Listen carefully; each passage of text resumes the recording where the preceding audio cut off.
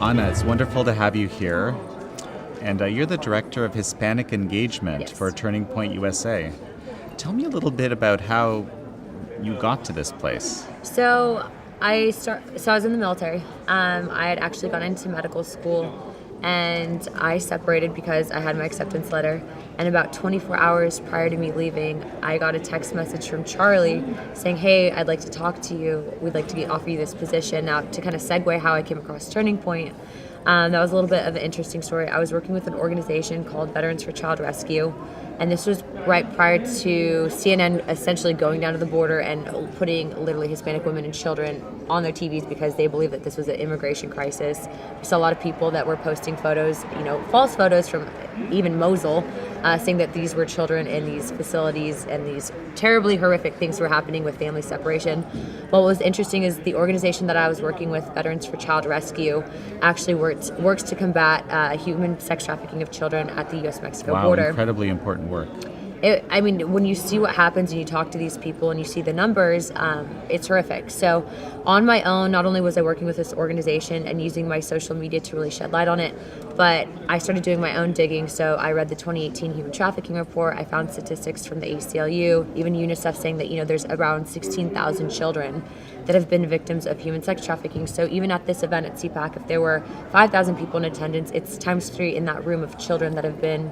Over what time period is that? The article doesn't actually state the facts, but I can say that the State Department says that 18,000 women annually are trafficked across the U.S.-Mexico border, or victims of human trafficking. An astounding number. And when you look at that and you try to explain to people the perspective of why we need, literally a physical barrier, whatever it might be, to secure the border. I mean, yes, you have the drug aspect that are killing Americans on both sides, but then you have this aspect of human slavery that's taking place. And I think with a lot of people, especially with this ongoing debate right now, they're not even aware of those facts. And so it's really hard to get that information out because what you're seeing is now in the last 2 years, you've had the entire Democratic Party flip their narrative. They're going from, initially really supporting these border policies and even going along with the same policies that President Trump tried to put in place. And now all of a sudden they are trying to care about the Hispanic demographic while actively turning a blind eye to human slavery.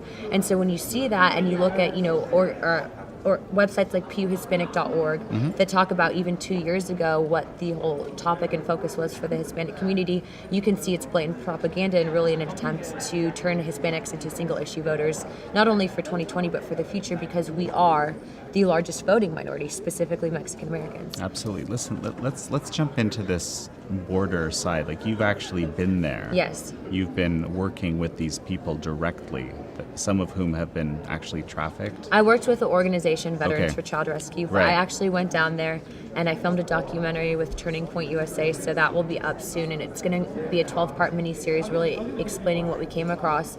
And what was so crazy to see is you go down to certain areas of the border and it's open, but then you find evidence of people who have made that journey, and I'd like to consider myself someone pretty physically fit. I made it through the military basic training. Right. But when you see this and you realize that a lot of these people that are coming over, most of the time they're forced into it. A lot of times they're forced into not only being human trafficked, but they're forced into carrying drugs. And then you talk to the Border Patrol agents and you hear stories, and it's not uncommon for them to come across groups of not only men, but just women who are separated from their children and promised if they bring this across the border, if they come across, they'll get their children at the end, and they never relocate them again. And then you realize that, the difference between drugs and a human is that drugs are used once, a human you can resell time and time again, and so it continues to generate profit. And the interesting thing is, I know everyone, fake news CNN, but ironically enough, before Trump, they did an article on a woman called Carla Jacinto.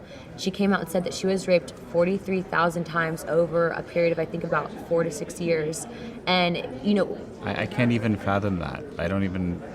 You have to read the article because when you look at these numbers, and she's now an advocate for women who have been trafficked into the United States, and she works with an organization in Mexico City that helps take these women out of these brothels, even on the border, because there's a lot of sex tourism. When you see those stories and then you realize that this is actually happening, and as a moral gut check as Americans, we need to really seriously think about why it is that we have an entire political party and this agenda that turns a blind eye to human slavery when they're actively, on different outlets saying that not only they care about Hispanics, but they're advocates for the Me Too movement and empowering women. They're not actually doing what they say that they're about. So, and when we talk about the border crisis and this debate, often we're hearing illegal immigration, but there's this huge dimension of the human trafficking and the drugs, and that's even perhaps more the crisis, right? More the issue of the open border than even the illegal immigration, which the numbers show is quite sizable, right? Yeah, absolutely. In fact, the one thing that bothers me is there is such thing as an illegal that's not from Mexico. They've literally assigned this race to the whole term of illegal, right? But aside from that, then you have the aspect of, look at how much fentanyl they really caught coming across the U.S.-Mexico border. Was it last year alone? It was enough to kill the entire U.S. population 2 times over. Then you see what's happening to American families and the fact that, yes, we have an opioid epidemic. You have so many things that are happening, and I can say that, I'm not happy about this, but I've had family directly affected by drugs. My grandmother died of AIDS from heroin use. I've seen directly the impact that it can have not only in my family but in these communities. And coming from that, what you see is that you have these people that are in politics, and I think that you have people that care and then people that read it in books, and so they might not have that direct connection of what your everyday American faces. And so it is a problem. You have this huge you have all the factual backing from the State Department, from the Justice Department, from Border Patrol, from law enforcement, but they don't want to listen. So I think it's time that everyone in America says, this is a nonpartisan issue. This is an issue that's affecting people not only just here in the United States, but on both sides. And if we don't lock this down soon, what's going to happen is you're going to continue to have the mass murder and genocide and whatever's happening in Mexico. And I say that because literally Breitbart did a story on it. Where they were showing pictures of decapitated and dismembered bodies near a freeway near the U.S.-Mexico border. That's happening on a regular basis because of these wars happening over trafficking routes into the United cartels, States. Yeah, the cartels. And people, because it's not happening right in front of them when they go to their Starbucks first thing in the morning, they don't want to think it's an issue, though. But it is. It's absolutely an issue, and we need to be more effective in what we're doing with our policies, because when we're not, people end up dying.